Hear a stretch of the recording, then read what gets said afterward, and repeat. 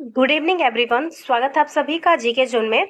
तो गाइस, आज हम झारखंड का ऐतिहासिक परिचय देखेंगे। तो चलिए देखते हैं झारखंड का ऐतिहासिक परिचय। तो इसी प्रकार से मैं उड़ान में जितने भी चैप्टर्स हैं ऑब्जेक्टिव सबका कंप्लीट करा दूंगी। जैसा कि आप देखते हैं जेपीएससी का एग्जाम्स हो या जेएसएससी का, उड़ान झारखंड के ऑब्जेक्टिव बुक से बहुत सारे प्रश्न डायरेक्ट आते हैं। तो इसलिए चलिए देखते हैं चौथा चैप्टर। इससे पहले मैंने झारखंड का नामकरण हो गया ऐतिहासिक परिचय में, उन सभी चैप्टर को पहले ही कराया हुआ है। अभी मैं 4 से स्टार्ट करूंगी और कंटिन्यू ज्योग्राफी, हिस्ट्री और जितने भी चैप्टर है सब कंप्लीट कराऊंगी। ठीक है, चलिए देखते हैं नामकरण से रिलेटेड झारखंड का ऐतिहासिक परिचय। पहला प्रश्न है, इस राज्य का नाम झारखंड क्यों पड़ा? तो झारखंड का नाम झारखंड पड़ने का सबसे बड़ा रीजन ये है कि झारखंड जो है वन और झाड़ियों की यहाँ पे बहुलता थी, जिस कारण से इसे झारखंड कहा गया। खंड मतलब टुकड़ा होता है, ठीक है। झाड़ मीन्स झाड़ी को यहाँ रिप्रेजेंट कर रहा है। तो इसका आंसर क्या, ऑप्शन नंबर सी, वन एवं झाड़ियों की बहुलता के कारण झारखंड को झारखंड कहते हैं। तो दोनों साइड चलिए दोस्तों देखते चलते हैं, और आप अपना स्कोर जो है लास्ट में जरूर बताइएगा। इसमें 51 प्रश्न है। सातवां है, निम्नलिखित में से किस वेद में असुरों को लिंग पूजक या शिष्णों का देव कहा गया है? तो ऋग वेद में जो है असुरों को लिंग पूजक कहा गया है और शिष्णों का देव कहा गया है। तो 7 का आंसर हो जाएगा ऑप्शन नंबर ए। आठवां है, तुजुके जहांगीरी में झारखंड के लिए किस शब्द का प्रयोग किया गया है? तो तुजुके जहांगीरी जो है जहांगीरी की आत्मकथा है, और इसमें जो है झारखंड को खोखरा या खोखरा प्रदेश कहा गया है। दूसरा नंबर प्रश्न है, झारखंड प्रदेश का सर्वप्रथम उल्लेख कहाँ मिलता है? तो झारखंड शब्द का नहीं बोला जा रहा, ध्यान रखिए, झारखंड प्रदेश का सर्वप्रथम उल्लेख। तो झारखंड प्रदेश का सबसे पहले उल्लेख मिला है ऐत्रेय ब्राह्मण में, और किस नाम से मिला है? पुंड्र नाम से मिला है। तीसरा है, झारखंड शब्द का सर्वप्रथम उल्लेख कब किया गया है? देखिए दोनों प्रश्नों का अंतर को आप जरूर समझिए, क्या बोला जा रहा है। जैसे झारखंड, दूसरा नंबर प्रश्न बोल रहा है कि झारखंड प्रदेश का सर्वप्रथम उल्लेख कहाँ मिला है, तो ये ऐत्रेय ब्राह्मण में मिला है। और झारखंड शब्द सबसे पहले कहाँ पे मिला है? तो झारखंड शब्द का सबसे पहले प्रयोग जो है 13वीं शताब्दी के पूरा लेख में इसका वर्णन मिला है झारखंड नाम से। ठीक है, चलिए 9th नंबर देखते हैं। कौटिल्य के अर्थशास्त्र में झारखंड प्रदेश को संबोधित किया गया है। तो इसका एक मैं ट्रिक बहुत ही अच्छा लाने वाली हूँ, जिसमें मैं आपको बताऊंगी किस विद्वान ने झारखंड को क्या बोला है, कौन सी बुक में क्या लिखा हुआ है। अभी फिलहाल देखते हैं, कौटिल्य के अर्थशास्त्र में इसको कुक्कुट प्रदेश कहा गया है, कुक्कुट। तो 9 का आंसर हो जाएगा ऑप्शन नंबर डी। 10वां है, किस ग्रंथ में झारखंड का उल्लेख पुंड्र नाम से किया गया है? तो मैंने पहले ही बताया, ऐत्रेय ब्राह्मण में झारखंड को पुंड्र नाम से पुकारा गया है। तो 10 का आंसर हो जाएगा ऑप्शन नंबर बी। चलिए चौथा देखते हैं। चौथा है, ऋग्वेद के झारखंड का उल्लेख किस नाम से किया गया है? ऋग्वेद में झारखंड को किस नाम से उल्लेख किया गया है? तो देखिए, इससे पहले हमने देखा ऐत्रेय ब्राह्मण में, ठीक है। अभी हम देखने वाले हैं ऋग्वेद में। तो ऋग्वेद में इसे किक्कट प्रदेश कहा गया है। 5वां है, निम्नलिखित में से किस वेद में झारखंड को व्रात्य नाम से संबोधित किया गया है? तो व्रात्य नाम से अथर्ववेद में बोला गया है। यानी कि वेद देखिए 4 है, ऋग्वेद, यजुर्वेद, सामवेद और अथर्ववेद। इसमें सबसे पुराना ऋग्वेद है और सबसे नया जो है अथर्ववेद है। तो सबसे पुराने वाले में किक्कट प्रदेश कहा गया है, सबसे नए यानी अथर्ववेद में से व्रात्य कहा गया है। 11वां है, निम्नलिखित में से किस ग्रंथ में झारखंड को किसी दूसरे नाम से संबोधित किया गया है? झारखंड को देखिए कौटिल्य के अर्थशास्त्र में आपको पता है कुक्कुट नाम से पुकारा गया है। तो इसका आंसर यही हो जाएगा, क्योंकि झारखंड को किसी और नाम से बोला जा रहा है। जबकि अकबरनामा, तारीख ए बांग्ला और तारीख ए फिरोजशाही में झारखंड शब्द का प्रयोग किया गया है। 12वां है, टॉलमी ने झारखंड को किस नाम से संबोधित किया है? तो टॉलमी ने मुंडल शब्द का प्रयोग किया है। ठीक है, नेक्स्ट है 13वां।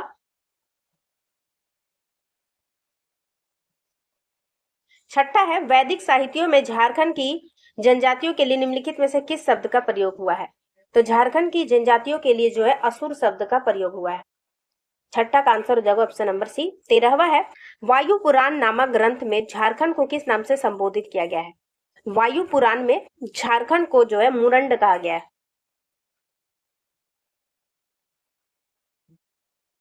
नेक्स्ट है 14वां, विष्णु पुराण नामक ग्रंथ में झारखंड को किस नाम से जाना गया है? तो एक बात बताइए दोस्तों, विष्णु जी की क्या खासियत है? वो मुंडी उड़ाने में एक्सपर्ट है ना। वो अपने जो सुदर्शन चक्र से मुंडी उड़ाते हैं, तो मुंडी से मुंड कर लीजिए, ठीक है। तो इस तरीके से आपको याद रहेगा, विष्णु पुराण में मुंड कहा गया है। नेक्स्ट है, फाहियान द्वारा झारखंड का उल्लेख किस नाम से किया गया? तो फाहियान को ने झारखंड को कुक्कुट लाड कहा है। इसका भी बहुत अच्छा ट्रिक है, मैं ट्रिक वाले वीडियो में बताऊंगी, अभी नहीं, ठीक है। 21वां है, महाभारत काल में झारखंड निम्नलिखित में से किस बृहद्रथ वंशी सम्राट के अधिकार क्षेत्र में था? महाभारत काल में पूछा जा रहा है, इसका आंसर हो जाएगा जरासंध। 22वां है, महाभारत के दिग्विजय पर्व में झारखंड की चर्चा किस नाम से की गई है? महाभारत के दिग्विजय पर्व में झारखंड को पुंडरीक नाम से पुकारा गया है। नेक्स्ट है 16वां नंबर प्रश्न, भागवत पुराण में झारखंड को किस नाम से संबोधित किया गया है? तो भागवत पुराण में झारखंड को किक्कट प्रदेश से संबोधित किया गया है। 16 का आंसर हो जाएगा ऑप्शन नंबर डी। 17 है, छोटा नागपुर नाम से झारखंड को निम्नलिखित में से किसके द्वारा संबोधित किया गया? तो ईस्ट इंडिया कंपनी ने जो है झारखंड को छोटा नागपुर के नाम से संबोधित किया है। 23वां है, महाभारत में झारखंड के लिए किस नाम का निम्न में से कौन सा नाम प्रयुक्त हुआ है? तो महाभारत में जो है झारखंड को पशु भूमि कहा गया है। 24वां है, अशोक के 13वें शिलालेख में झारखंड को किस नाम से संबोधित किया गया है? तो झारखंड को जो है अटावी प्रदेश के अंतर्गत झारखंड आता था। आंसर हो जाएगा ऑप्शन नंबर बी। 18वां नंबर प्रश्न है, इतिहासकार बुकानन ने किस स्थान से लेकर वीरभूम तक के संपूर्ण पठारी क्षेत्र, एक सेकंड, कौन? इतिहासकार बुकानन ने किस स्थान से लेकर वीरभूम तक के संपूर्ण पठारी क्षेत्र को झारखंड के रूप में संबोधित किया है। तो इसका ध्यान रखिए, बुकानन जो है इन्होंने किस क्षेत्र से लेकर वीरभूम तक, तो वह क्षेत्र है बनारस से लेकर वीरभूम तक के संपूर्ण पठारी क्षेत्र को झारखंड के रूप में वर्णित किया है। 19वां है, 1834 में स्थापित दक्षिण पश्चिम फ्रंटियर एजेंसी का मुख्यालय कहाँ था, जिसे बाद में रांची के नाम से संबोधित किया गया? तो बाद में, ये इसका आंसर तो बहुत इजी है, आपको पता है कि रांची का पुराना नाम है किशुनपुर।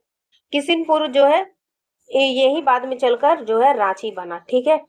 तो ये भी याद रखिए, 1834 में दक्षिण पश्चिमी फ्रंटियर एजेंसी का मुख्यालय कहाँ था? किशुनपुर में। 25वां है, समुद्रगुप्त के प्रयाग प्रशस्ति में झारखंड को किस नाम से संबोधित किया गया है?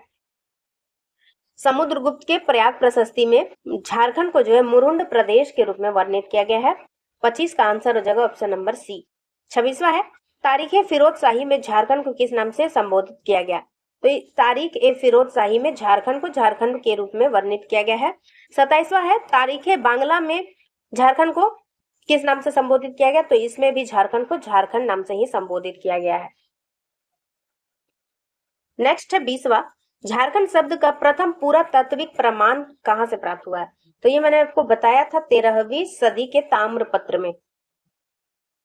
13वीं सदी के ताम्रपत्र में झारखंड का पुरातात्विक प्रमाण सबसे पहले प्राप्त होता है। तो 20 का आंसर है ऑप्शन नंबर बी। नेक्स्ट है 28वां, सियार उल मुतखरीन में झारखंड को किस नाम से संबोधित किया गया है? तो इसका आंसर भी झारखंड हो जाएगा। नेक्स्ट है, हवेन सांग ने झारखंड के लिए निम्नलिखित में से किस शब्द का प्रयोग किया? हवेन सांग में देखिए, सांग मतलब सॉन्ग समझे, मतलब ट्रिक बनाने के लिए, और जो है इसका सॉन्ग हो जाएगा की लो ना सु फा ला ना, ठीक है। की लो ना सु, कहीं फा भी रहता है कहीं का रहता है, तो सु फा ला ना, मैंने तो इसी प्रकार से गाने के रूप में इसको याद कर लिया है। तो यही आंसर है, हवेन सांग ने झारखंड के लिए किलो ना सु फा ला ना शब्द का प्रयोग किया है। 30वां है, मलिक मोहम्मद जायसी के किस ग्रंथ में झारखंड शब्द का उल्लेख हुआ है? तो पद्मावत जो है, इसमें मलिक मोहम्मद जायसी ने झारखंड शब्द का प्रयोग किया है। अभिज्ञान शकुंतलम, पहली बात तो इनकी रचना है ही नहीं, ये कालिदास की रचना है, तो ये तो एलिमिनेट हो गया, दोनों भी नहीं हो सकता है।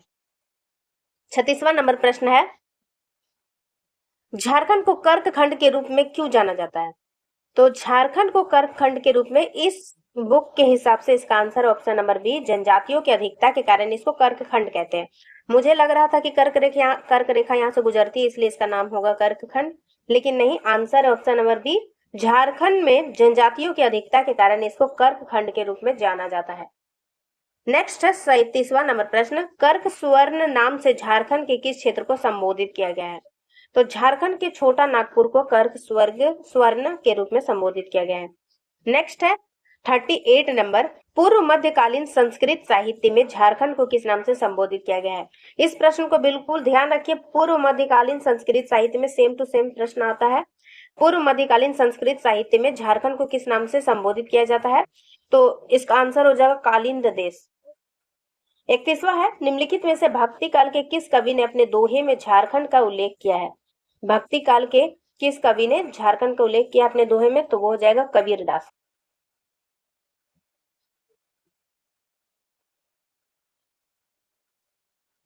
32 नंबर प्रश्न है, मुगल शासन के दौरान झारखंड को किस नाम से जाना जाता था। तो मुगल शासन काल के दौरान जो है झारखंड को कुकरा और खुखरा दोनों कहा जाता था, इसलिए 32 का आंसर हो जाएगा ऑप्शन नंबर सी। 33वां है, आईने अकबरी में झारखंड के लिए कौन सा शब्द प्रयोग किया हुआ है। तो आईने अकबरी में कुकरा और खंकारा दोनों शब्द का प्रयोग हुआ है, आंसर है ऑप्शन नंबर सी। अकबरनामा में झारखंड का उल्लेख हुआ है, ठीक है। ईस्ट इंडिया कंपनी के शासनकाल में झारखंड को किस नाम से जाना जाता था। तो झारखंड को जो है छोटा नागपुर के रूप में जाना जाता था। 40वां है, वेन सांग ने राजमहल क्षेत्र के लिए किस शब्द का प्रयोग किया है। तो ये देखिए झारखंड के लिए प्रयोग किया है, छोटा नागपुर के लिए किलोना सुफालाना। और यहाँ पे पूछा जा रहा है अपनी पुस्तक CU की में जो है राजमहल क्षेत्र के लिए किस शब्द का प्रयोग किया था, किसने, वेन सांग ने। तो राजमहल के लिए की चिंग काइलो, की चिंग काइलो, ठीक है, की चिंग काइलो। नेक्स्ट है 34th नंबर है, निम्न में से कौन सा क्षेत्र प्राचीन काल में नरीखंड तथा बाद में कांकजोल के नाम से जाना गया। तो संथाल परगना का क्षेत्र है, इसे नरीखंड और बाद में कांकजोल के रूप में जाना गया, ठीक है। नेक्स्ट है, निम्नलिखित में से किस राजा के ताम्रपत्र में पहली बार झारखंड का उल्लेख हुआ है। तो नरसिंह देव द्वितीय पहले शासक है जिनके ताम्रपत्र में झारखंड का उल्लेख मिलता है। 35 का आंसर सी। 41 है, इनमें से किसके सर्वेक्षण के आधार पर 1824 में दामिनी कोह के सीमांकन की प्रक्रिया प्रारंभ की गई। तो ये प्रश्न देखिए बहुत इंपॉर्टेंट है क्योंकि कंफ्यूजिंग भी है और कंफ्यूजिंग क्वेश्चन जो है अक्सर पूछे जाते हैं, इसलिए इसको जरूर से ध्यान रखिएगा। तो चलिए देखते हैं इसका आंसर। इनमें से कौन सा, इनमें से किसके सर्वेक्षण के आधार पर 1824 में दामिनी कोह के सीमांकन की प्रक्रिया प्रारंभ की गई थी। तो इसका आंसर हो जाएगा ऑप्शन नंबर डी, ए और बी दोनों, जॉन पेटीवार्ड और कैप्टन टैनर। जॉन पेटीवार्ड और कैप्टन टैनर। 41 का आंसर क्या है दोस्तों, ऑप्शन नंबर डी है, जॉन पेटीवार्ड और कैप्टन टैनर। नेक्स्ट है 42 नंबर, कैप्टन जॉन पेटीवार्ड और कैप्टन टैनर के सर्वेक्षण के आधार पर किस वर्ष दामिनी कोह के सीमांकन की प्रक्रिया पूर्ण हुई और संबंधित क्षेत्र को दामिनी कोह के क्षेत्र के रूप में घोषित किया गया। तो ये तो क्वेश्चन में ही, तो इसका आंसर जो देखिए पूरा किया गया पूछा जा रहा है, कहाँ पे है क्वेश्चन में, पूर्ण हुई। तो प्रक्रिया पूर्ण कब हुई, 1832 में। 24 में शुरू हुआ था, 32 में पूरी हुई है। नेक्स्ट है 50वां, मेगास्थनीज ने इनमें से किस क्षेत्र की जनजाति को मोदो ग्रैब्रोगोई नाम से संबोधित किया है। तो मोदो ग्रैब्रोगोई, बड़ा ही विचित्र नाम लग रहा है। तो किस क्षेत्र के जनजातियों को संबोधित किया है मेगास्थनीज ने, इसका आंसर हो जाएगा किचुंग क्षेत्र। ये सभी देखिए मैंने गोल कर रखा है क्योंकि ये सभी प्रश्न थोड़े से हार्ड है पूरे चैप्टर में, बाकी सारे प्रश्न जो है काफी इजी है, आपको इजीली याद हो जाएंगे।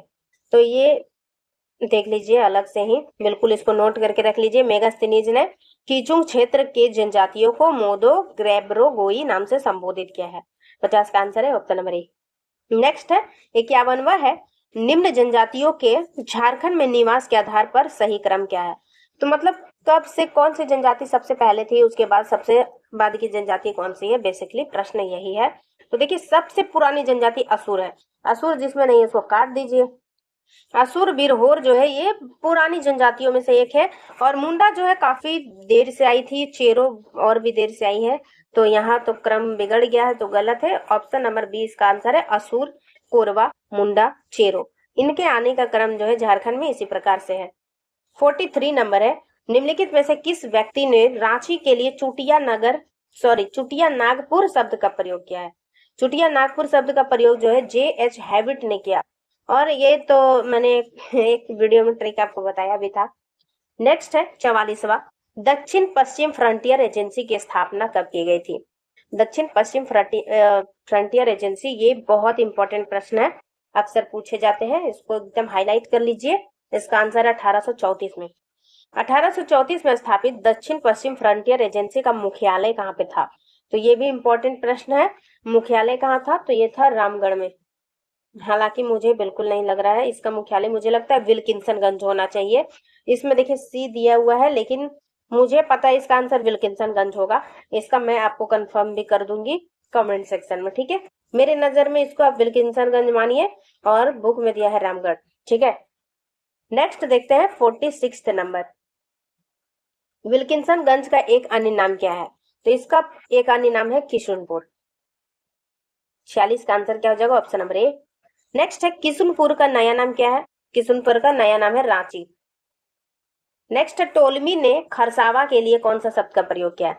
टोलमी ने जो है झारखंड के लिए मुंडन शब्द का प्रयोग किया, ये तो आपको पता है, लेकिन यहाँ पूछा जा रहा है खरसावा के लिए, जो सरायकेला खरसावा में से जो खरसावा है उसके लिए टोलमी ने किस शब्द का प्रयोग किया है?